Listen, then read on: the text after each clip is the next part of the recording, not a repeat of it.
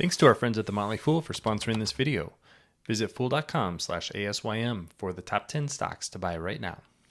I am always on the lookout for a good undervalued stock, and there are three I want to cover today that have caught my eye. Maybe not the most popular names and a little bit under the radar, but that's why these could be gems for investors. My name is Travis William. Thanks for watching Asymmetric Investing. Please subscribe here on YouTube for all my content. And if you like this video, check out my newsletter, Asymmetric Investing, in the show notes. I think you'll like that content. The first stock that I want to go over is a company I covered a few weeks ago, and that is Crocs. This is the snapshot of Crocs. You can see the stock price chart here. Kind of been all over the map the last few years and dipped a little bit from its highs. But the business is actually doing really well, and the company trades at a pretty reasonable valuation. You can see that the price to earnings multiple on a last 12-month basis is 9 times, and on a next 12-month basis is 7.5 times. Total enterprise value, a little bit over $8 billion. And enterprise value to sales is hovering around 2. Now, if we look back, what I think is really fascinating about this company is it's not a straight line of growth, but you can see that starting in 2020, the company just exploded its growth. There are a number of reasons for that. The company's products kind of came back in style in the US, but there's been a lot of growth in Asia, now generating about $4 billion. And they've added a few brands as well. You can see that net income has been really solid at the same time.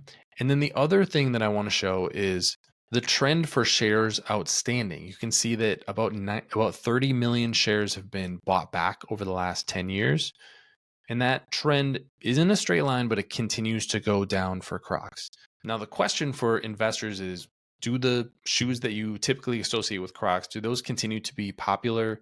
I think they've had a lot more staying power than I originally thought they would. That was one of the reasons I stayed away from the stock. But they've done a really good job. Now they've added some new brands like Hey Dude. I keep seeing those popping up, and they seem to be leaning into this comfort factor that has become extremely popular.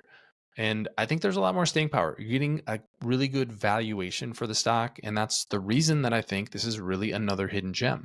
Another one that I think is really overlooked is Dropbox. This is a look at Dropbox's revenue. You can see that just slow and steady growth for the company. We look at net income has been steadily increasing over the last 10 years. And then here's the kicker. The company is starting to buy back a significant amount of stock, about 50 million shares bought back since the beginning of 2021. So a really rapid rate there. Management has been really aggressive with returning money to shareholders through buybacks, and they've been really focused on that cash flow. Now, this isn't quite the same cheap stock that we saw with Crocs, but you can see that price to earnings multiple 18.4 on a next 12-month basis, 14.2. So for a company that's growing at a pretty solid rate, analysts are expecting 7% growth this year, 4% and 5% the next 2 years respectively, and earnings growth expected to be in the high single digits. I think this is a really solid company. Not going to knock it out of the ballpark, but it's the kind of product that businesses are built on, continue to pay those subscription fees over time. And they've done a really good job building out their own hardware. That's one thing that really differentiates them. They don't run on somebody else's servers. They run on their own servers. And so that gives them, I think, a leg up on the competition and things like artificial intelligence and how to launch that into the cloud. The final company I want to go over is Garmin. This is the company's stock chart, and you can see we've been all over the place the last 4 years in particular. But Garmin trades for a price to earnings multiple of about 20. We're expecting steady growth in that high single digit, low double digit numbers. And if we go to their revenue chart, you can see that the company has been steadily growing for the last decade. What's really interesting about this is that Garmin really leaned into being a niche and being something that you use if you're in aviation, if you have a boat, or if you're an athlete, if you're a runner or a triathlete, something like that. Remember that this is a company that I think a lot of people thought was going to be dead in the water when the Apple Watch came out, but that hasn't been the case. The company's been continuing to grow. You can see that net income has steadily risen over time, now steady at about $1 billion per year. And again, if we go back to this snapshot, price to earnings multiple of about 20. This is a company that has net cash on the balance sheet. So $1.7 billion worth of cash to $42 million worth of debt. Great balance sheet. Enterprise value to EBITDA, which is a proxy for cash flow, is going to be about 14 times.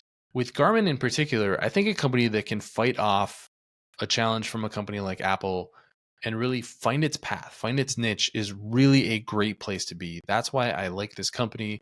Trading for a reasonable multiple, I'd like it to be even lower, but even where we're at today, this is the kind of company that I think can just grow steadily with the products that it has and in the market that it's serving, because those customers aren't going anywhere. They don't have a lot of other options outside of Garmin. And really, that's a great place to be. If you're not going to be the size of Apple, you might as well be the size of Garmin and just be slowly and steadily growing in a real great niche in the market. So the three stocks I covered here today, Crocs, Dropbox, and Garmin. What do you think of those? Leave your comments in the comment section below. Don't forget to subscribe to Asymmetric Investing. Thanks for watching, everybody. See you here next time.